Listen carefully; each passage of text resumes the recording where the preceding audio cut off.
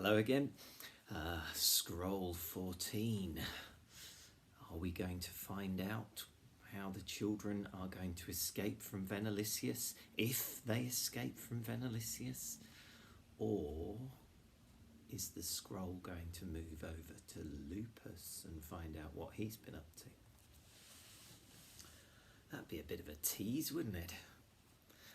Scroll 14. Slipping from shadow to shadow, Lupus silently followed Avitus to Ropemaker's Street.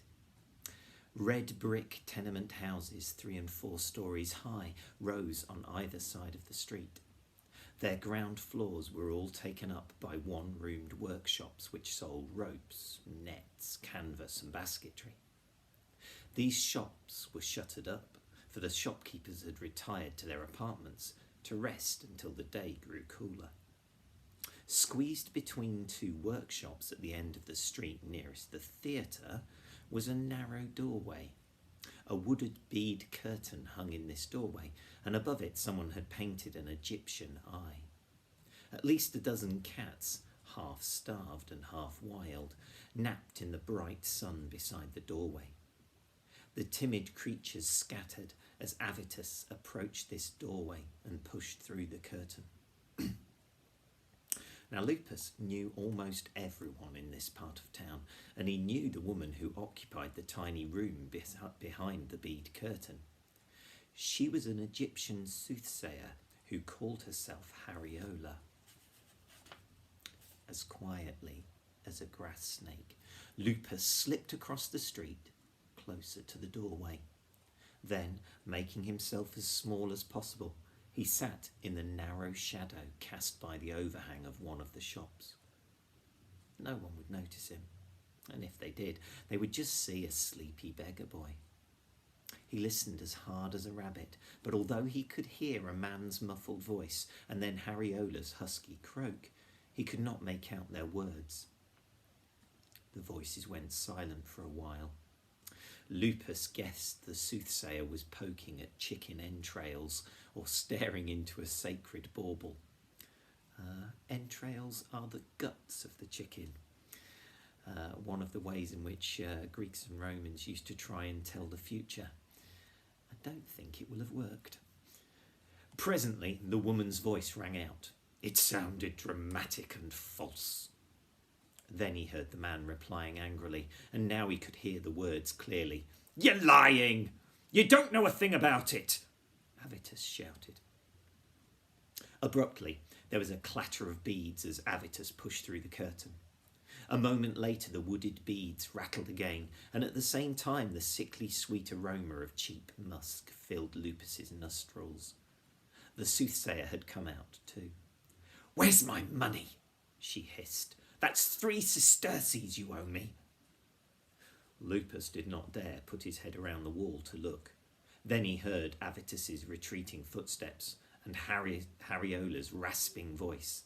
"Unless you offer a sacrifice to the god Anubis, your daughter's spirit will never be at rest." There was a pause, and then he heard the woman's shriek. "May the gods curse you!" She muttered something in a language he could not understand. As soon as he heard the bead curtain rattle again, Lupus quickly ran off to follow Avitus. After Avitus left the soothsayer, he went straight to a tavern. Lupus rounded the corner just in time to see him disappear through the door. It was an inn Lupus was familiar with, and he hesitated a moment before entering. The Medusa tavern smelled of sour wine and fish soup. As his eyes grew accustomed to the gloom, Lupus saw several drinkers slouched over trestle tables. Avitus stood at the bar, already draining his first beaker. Lupus took an empty wine cup from one of the tables, sat cross-legged in the sawdust on the floor, and placed the cup in front of him. Then he hung his head to make himself look more pathetic. He didn't expect to receive any coins, but there were 3 coppers in his cup by the time Avitus moved unsteadily out of the dim tavern into the blazing heat of the afternoon. It's quite handy being able to sit there and do his begging to find out more information. Lupus shadowed Avitus from one inn to the next, all the way to the docks. By the time Avita's father staggered into an inn beside the mouth of the river Tiber, Lupus had made nearly 2 sesterces from begging. The grain and grape was a favourite of the soldiers stationed in Ostia. Their barracks were nearby. An entire cohort from Rome, 600 soldiers, patrolled the town in shifts. They worked hard keeping law and order and guarding against fires. In their spare time, many of them liked to relax at the waterfront taverns with a cup of spiced wine and a game of dice. A group of off-duty soldiers were there now, gaming with a few civilians at a table overlooking the river harbour. Unlike the other inns Avitus had visited, the grain and grape was light and airy. Large open windows offered views of the Mediterranean on one side and the mouth of the Tiber, that's the river, on the other. The late afternoon breeze, which sailors called Venus's breath, had just started to rise off the sea. It brought a delicious coolness to the inn. As the gamers called loudly for grilled sausages and honeyed wine, Lupus scanned the room for Avitus. Predictably, he was hunched over a drink at the bar. Hearing the clatter of dice and the laughter of the soldiers, Lupus judged they were in just the right mood to be generous. It'd be a shame to miss out the opportunity. Keeping his head down, the beggar boy approached the soldier's table and pitifully held out his empty cup. Most tossed in a few small coins, and one civilian put in half a spiced sausage. Satisfied, Lupus sat on the floor in the sawdust. Avitus hadn't budged. He was still leaning on the bar, pouring wine from a flagon. It was his 9th or 10th drink in under 2 hours. Lupus emptied the coins into his cloth pouch and put the empty cup in front of him. He tossed in a coin. One always encouraged more, and munched the sausage carefully. He found himself thinking about the portrait of Avita, the little girl who had died of a dog bite. He thought of the way the artist had added a tiny white dot to each of her eyes to make them sparkle. He wondered how the paint was made and how painters were trained. And who were they? Greeks, like the potters? Alexandrians, like the glassmakers? Ephesians, like the silversmiths?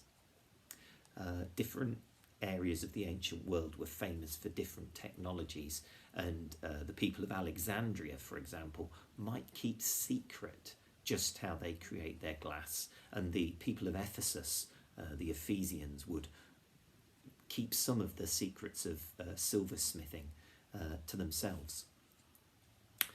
He was studying a fresco of Bacchus and Ceres, Bacchus, the god of wine in particular, and Ceres, I believe, of harvest, a goddess, on the opposite wall, when a scuffle broke out at the end of the table nearest to him.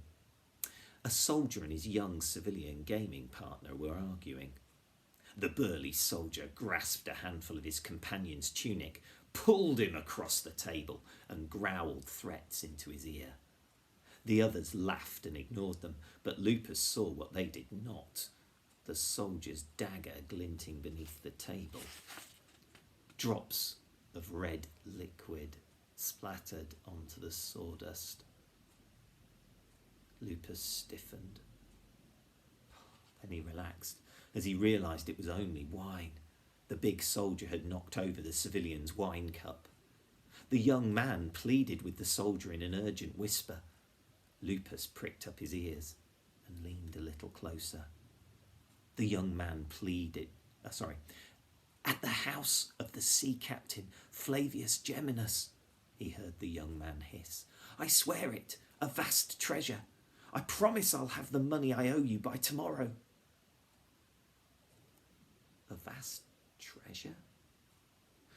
Lupus had never met Flavia's father. but he knew his name was Marcus Flavius Geminus, and that he was a sea captain. There couldn't possibly be two captains by that name in Ostia.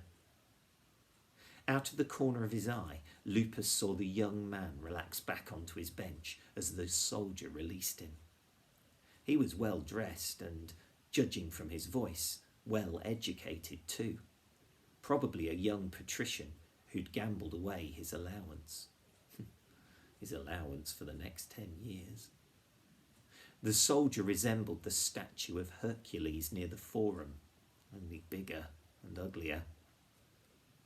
"Tomorrow, then," growled the soldier, and Lupus saw the knife go back in its sheath. Suddenly, Lupus remembered what he was supposed to be doing in the tavern. He glanced at the bar just to make sure the man he was following was still there. But Avitus had gone.